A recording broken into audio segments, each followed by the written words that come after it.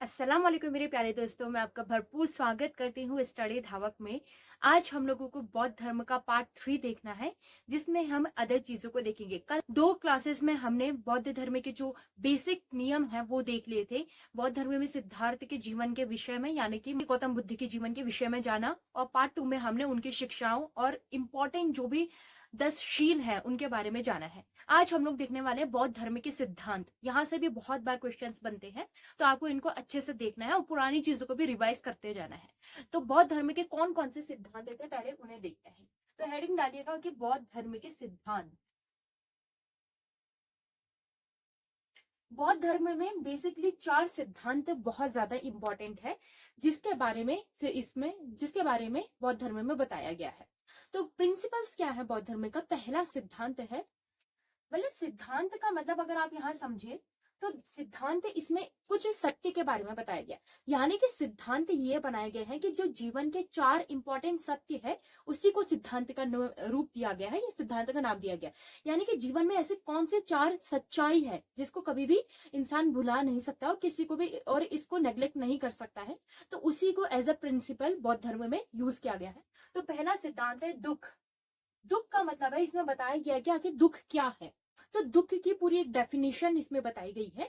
तो दुख क्या है, दुख के बारे में यहाँ हम लोग एक बार समझते हैं। तो इसमें बताया गया है, बौद्ध धर्म में बताया कि दुख है, तो दुख है जन्म लेना, मृत्यु होना, जरा आना, जरा मतलब है बुखार वगैरह आना, जन्म लेना, मृत्यु होना, जरा आना, प्रिय मिलन होना, अगर प्रिय मिलन है तो वो भी दुख है।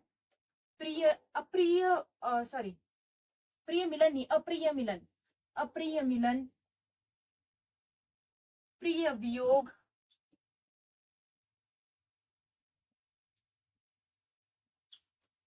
मतलब इसमें बताया गया है कि जन्म लेना, मृत्यु होना, मिलन होना, ये सब चीजें आपके लिए दुख है। कैसे?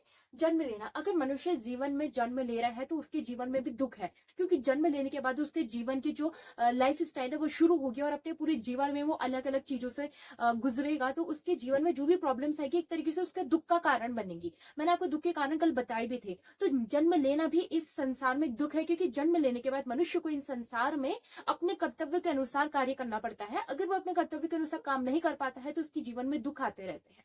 वहीं मृत्यु होना भी दुख है, अगर किसी की मृत्यु हो गई तो उससे भी दुख होता ही है, सीधी सी बात है, मृत्यु में तो दुख नॉर्मल चीज है। उसके अलावा जरा, अगर बीमारी से गूंज रहा है, अगर इंसान के जीवन में बीमारी है, वो बीमार हो जाता है, तो बीमार में कोई भी इंसान खुश नहीं होता है, तो वो भी एक दुख है। अप्रिय मिलन, मतलब जिसे पसंद नहीं करते और वो आपको मिल जाए तो उसका होना भी आपकी लाइफ में दुख क्रिएट करता है। और प्रिय वियोग, जो आपको पसंद है वो आपसे दूर चले जाए तो वो चीजें भी आपके लाइफ में दुख को क्रिएट करती है। तो बौद्ध धर्म में बताया गया कि हर एक चीज में आपके दुख है, अगर आप उसको गौर से देखेंगे तो हर एक चीज में दुख आपको नजर आएगा। पहला सिद्धांत बताया दुख, यानी कि दुख की पूरी परिभाषा बताई गई है। अब दूसरा दुख से ही रिलेटेड है दूसरी चीज, दूसरा है दुख समुदाय। दुख समुदाय का मतलब है, पहला तो उन्होंने बताया कि आखिर दुख क्या है, दुख का पूरी परिभाषा बताई। अब ये सारे जो दुख है ना, इसके पीछे एक रीजन है, क्योंकि अगर कोई भी चीज इस संसार में होती है उसके पीछे रीजन होता है। तो दुख कौन कौन से है? प्रिय मिलन, अप्रिय वियोग, अप्रिय मिलन, मृत्यु, जन्म, प्रिय वियोग, ये सब तो हर एक चीज के पीछे का कारण। तो ये बताइए दुख के पीछे का क्या कारण है। दुख समुदाय में बताया गया है तृष्णा दुख का कारण है। तृष्णा, तृष्णा जिसे आप लोग कहते हैं इच्छा, दुख का कारण।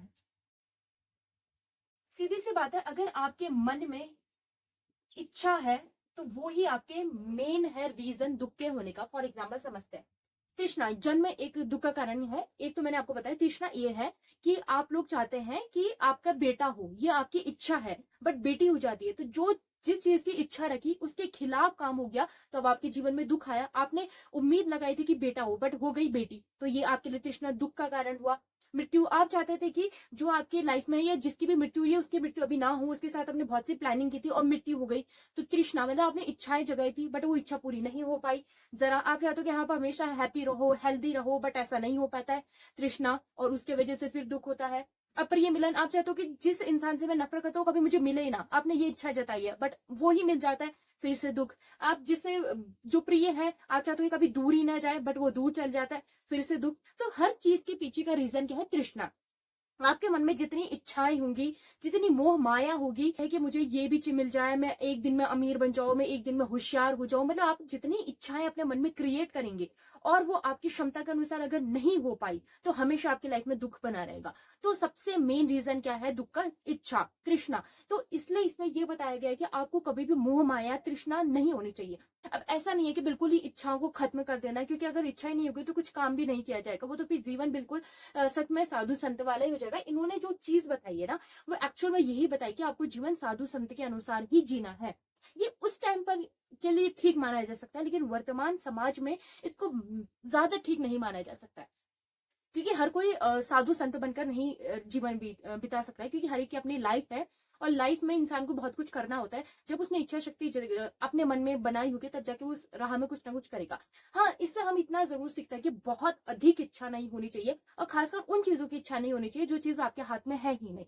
हम उन चीजों की भी इच्छा पा लेते हैं जो चीज हमारे हाथ में है नहीं, और जब वो चीज हमें नहीं मिलती है तो हमें दुख होता है। तो इन चीजों, जो चीज आप खुद आपको पता है कि आपके अंदर इतनी कैपेसिटी है कि आप इन चीजों को पा सकते हो, तो उन चीजों की इच्छाएं रखी जा सकती है, लेकिन बहुत ज्यादा इच्छा नहीं रखनी है जिससे आपकी लाइफ में बाद में जाकर दुख हो। ठीक है, तो यह है दुख समुदय। दुख निरोध।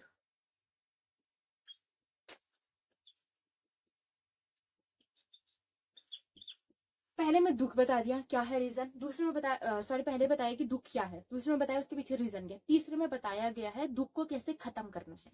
दुख बता दिया, रीजन बता दिया, अब उस रीजन को खत्म करना। तो रीजन को इसमें क्या बताया है दुख निरोध में? दुख निरोध ने बताया कि जो तृष्णा है, जो आपका मेन रीजन है, अगर आप उसे ही खत्म कर देते हो तो आपके जीवन में दुख खत्म हो जाएगा। तो दुख निरोध में बताया है तृष्णा का उन्मूलन करना। तृष्णा का उन्मूलन, तृष्णा का उन्मूलन करना, अ, दुख को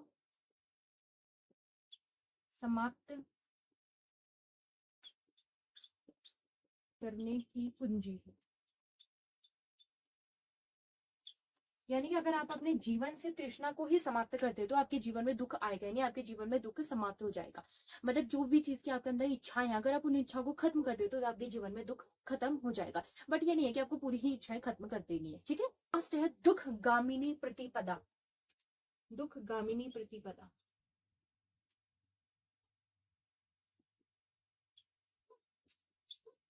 दुख कामिनी प्रतिपदा क्या है ना, जैसे इसमें बताया कि दुख निरोध तृष्णा का उन्मूलन कर देना ही दुख का कारण। लेकिन दुख का कारण तृष्णा का उन्मूलन तो हम कर देंगे, बट कौन कौन सी तृष्णाओं का उन्मूलन करना है, उन्हें कैसे करना है, मतलब कि इस तृष्णा का उन्मूलन कैसे किया जा सकता है, उसके लिए रास्ते बताए गए हैं।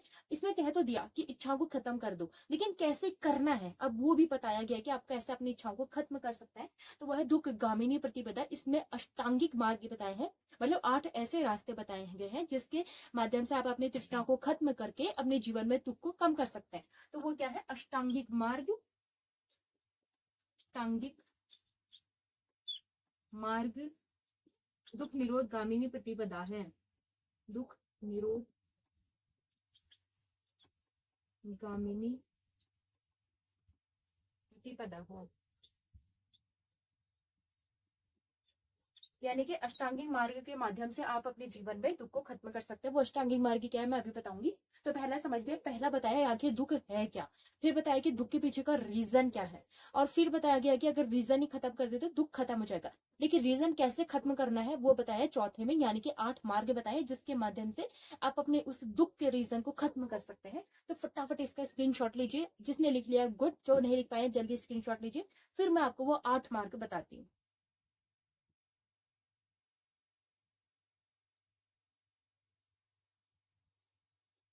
देखते हैं अष्टांगिक मार्ग।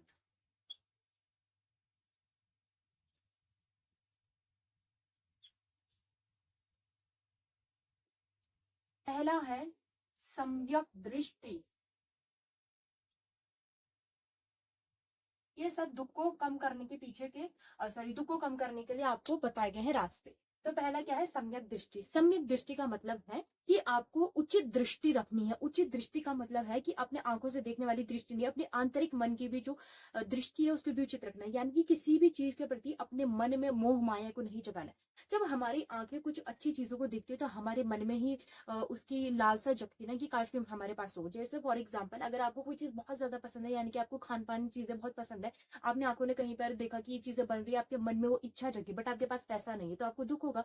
तो सम्यक दृष्टि का मतलब है उचित दृष्टि रखना, यानी कि किसी भी चीज के प्रति अपने मन में लालसा को उत्पन्न नहीं करना है, आंतरिक दृष्टि पर काबू करना है। तो इसमें सम्यक दृष्टि का मतलब है उचित उचित दृष्टि रखना या मोह माया की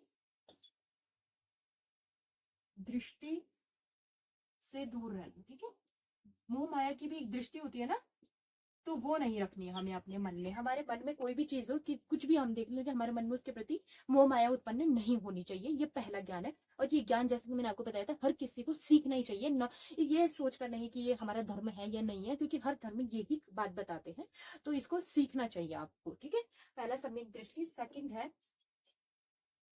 सम्यक वाक। जिस प्रकार से आपने सम्यक दृष्टि देखी, उसी प्रकार से आपका सम्यक वाक है। वाक से आप समझ ही रहे होंगे, वाक मतलब बोलना, हमेशा उचित बोलना, हमेशा ऐसा बोलो कि जो बोलने के बाद आपको कभी भी लाइफ में उसकी गिल्ट फील ना हो कि मैंने ऐसा क्यों बोला। यानी कि कभी भी अपने शब्दों के, वो कहते हैं ना, जुबान से निकली हुई बात वापस नहीं आती, तो अपने शब्दों को थोड़ा सोच समझ कर ही आपको प्रयोग करना है, जिससे कि ऐसा ना हो कि जो बोल दिया फिर उसके बाद आपको दुख का कारण बन जाए वो आपके शब्द। तो हमेशा सोच समझकर उचित वाक्य बोलने चाहिए, अच्छे शब्द बोलने चाहिए, गलत नहीं बोलना चाहिए। ठीक है, तो हमेशा सत्य वचन करना, सच बोलना, क्योंकि झूठ बोलोगे तब भी बार बार दुखी होगा। सत्य बोलना व उचित बोलना।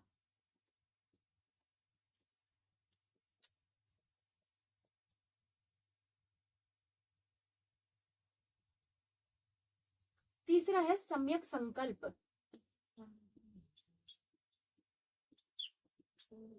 संकल्प का मतलब है कि आपकी कोई भी चीज की संकल्पना कर रहे हो तो हमेशा उचित वस्तुओं की संकल्पना करना। कहने का मतलब है, जो चीज आपके काबू में है ही नहीं और आप उस चीज की संकल्पना कर रहे हो। आप कह रहे हो कि मैं बड़े होकर इस देश का राजा बन जाऊंगा। लोकतांत्रिक देश में आप राजा होने की संकल्पना तो नहीं कर सकते, तो ऐसी संकल्पना करना ही बेकार है, जो कभी आपकी पूरी होगी ही नहीं। जैसे आप अपनी संकल्पना कर रहे हो कि मेरे पास करोड़ों के महल होंगे, भले ही आपने कुछ किया नहीं है लाइफ में, हाँ मतलब अच्छा रखना, अच्छी ऐसा सोचना कि मैं लाइफ में अच्छा करूंगा, मैं कुछ वो करूंगा, बट ऐसी संकल्पना कर देना कि मेरे पास 10 सिर 5 हाथ होंगे, जो कि कभी इम्पॉसिबल है। मतलब जो चीजें इम्पॉसिबल है, जो होना बहुत मुश्किल है, आप उन चीजों की संकल्पना मत कीजिए। जैसे कि आप सुबह 10 बजे उठते हैं, 9 बजे उठते हैं, और आप संकल्पना कर रहे हैं मैं 3 बजे उठूंगा, और नहीं उठे तो दुख होगा। तो ऐसी संकल्पना कीजिए जो आपके बॉडी वर्क को भी काम है। अगर आप 10 बजे उठने वाले बच्चे हैं, 9 बजे उठने वाले, तो कम से कम 8 बजे 7 बजे का कह सकते हैं कि मैं 8 बजे 7 बजे उठूंगा। लेकिन 3 बजे बहुत खतरनाक हो जाएगा। तो संकल्पना मतलब उचित वस्तु का संकल्प करना, उचित वस्तु का उचित वस्तुओं की उचित वस्तुओं का संकल्प करना। और ऐसे संकल्प में, वस्तु का मतलब यहाँ पे यह है कि हर चीज की, और ये भी संकल्पना नहीं करना कि जो चीज आपके पास आ नहीं सकते और आप उस चीज की ही संकल्पना करके बैठे हैं कि मुझे ये चीज चाहिए है तो चाहिए, भले वो आपको मिले ना मिले। जैसे मतलब जो वस्तु आपको नहीं मिल सकती, आप उस चीजों की संकल्पना मत कीजिए, वरना दुख जीवन में आएगा। ठीक है, नेक्स्ट है सम्यक कर्मांत। समझ गए होंगे, यानी कि हमेशा उचित काम करना, ऐसे काम करना है जिसके बाद आपको पछतावा ना करना पड़े। ईमानदारी से काम करना, गलत काम ना करना, चोरी ना करना, और ऐसे काम ना करना जिसके वजह से बाद में आपको भी आपके फैमिली को भी प्रॉब्लम हो। गैर कानूनी काम ना करना, हमेशा ईमानदारी से काम करना। तो सम्यक काम का मतलब है सदैव उचित कार्य करना।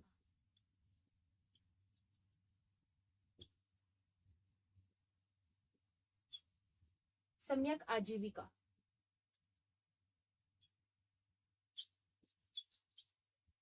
समय आजीविका। अच्छा, कर्मांत में आप ये भी जोड़ दीजिए, जो फैमिली में भी आप नॉर्मल काम करते हैं, मतलब पढ़ाई का काम करिए, गलत मत करिए, किसी को मारपीट का काम नहीं करना है, किसी को गलत नहीं बोलना है। तो मतलब काम मतलब है अपने जीवन में गलत काम नहीं करना है। आजीविका का मतलब है अपने जीवन में अपने पालन पोषण के लिए, भरण पोषण के लिए उचित आजीविका अपनाना है, मतलब अच्छा व्यवसाय करना है जिससे आपको कभी भी लाइफ में दुख ना हो। यानी कि चोरी चकार का काम नहीं करना है, डकैती का काम नहीं करना है, अच्छा काम करना है। जैसे कि ईमानदारी से कोई भी काम व्यायाम आपको अपनी लाइफ में अपनाना है, ठीक है। सदैव जीवन में उचित व्यवसाय को अपनाना है।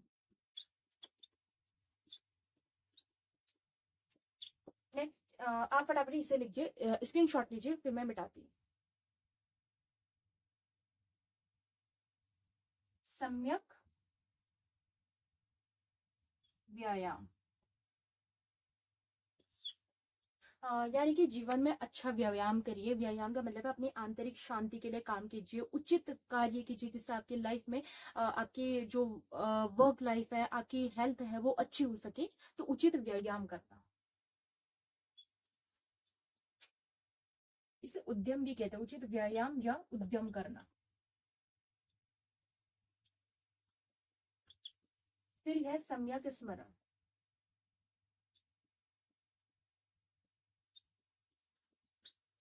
स्मरण मतलब है कि हर चीज मतलब उचित चीजों का ही स्मरण करना, यानी कि बार बार अच्छी चीजों के बारे में सोचना, गलत नेगेटिव चीजों के बारे में आपको स्मरण नहीं करना है। मतलब उन्हीं चीजों को आपको लाइफ में याद रखना है जो अच्छी हो। अगर आपके लाइफ में किसी के साथ झगड़ा हो गया तो उसके साथ वो गलत चीजों को याद मत रखिए, अपने रिलेशनशिप में अच्छी चीजों को याद रखिए, उसी चीजों को बढ़ाइए। क्योंकि अगर आप लोगों की गलत चीजों को ही याद करते रहेंगे तो ऑब्वियस सी बात है आपकी लाइफ में दुख बढ़ता जाएगा। तो लाइफ में जो कुछ भी आपकी लाइफ में हो चुका है, तो उन गलत चीजों को ना सोचते हुए अच्छी चीजों को सोचे, अच्छी चीजों की यादें अपने मन में बनाए। तो उचित स्मरण का मतलब है अच्छी यादें बनाना, ध्यान करना या उचित ध्यान करना।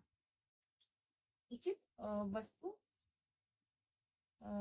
या आप कुछ भी लिख सकते हो, उचित वस्तु का ध्यान करना।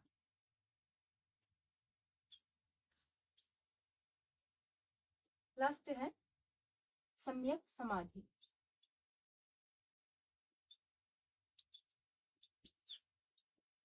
सम्यक समाधि का मतलब है हमारे आंतरिक जो कहते हैं ना सिक्स्थ सेंस, हमारे अंदर जो भी आंतरिक शक्ति है उसको एकाग्र करना।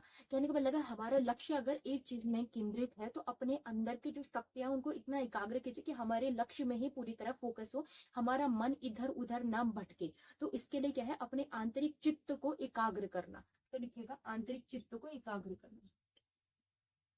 चित्त मतलब मन, मन को इधर उधर भटकने नहीं देना, उन्हें एकाग्र रखना।